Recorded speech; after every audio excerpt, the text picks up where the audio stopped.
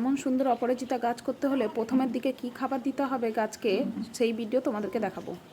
আজকে আমি তোমাদের দেখাবো অপরাজিতা গাছে কী খাবার দিচ্ছি।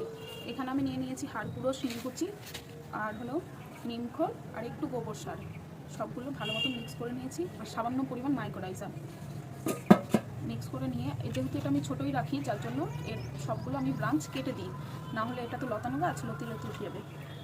তো এখন যেহেতু গরম পড়ছে আস্তে আস্তে আর এর খাবার দেওয়া দরকার, সেই জন্য এর সামান্য মাটিটা খুঁড়ে নিয়েছি। মাটি আমি খুঁড়ে উঠিয়ে নেব।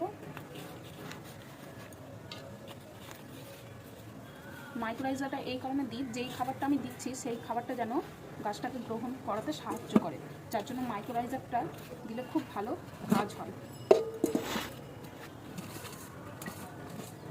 এখানে আমি সব মিক্স করে নিয়েছি ভালো মতো।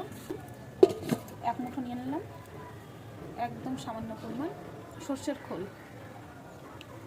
তাহলে এটাতে আমি এখন 15 দিন কোনো খাবার দেবো না।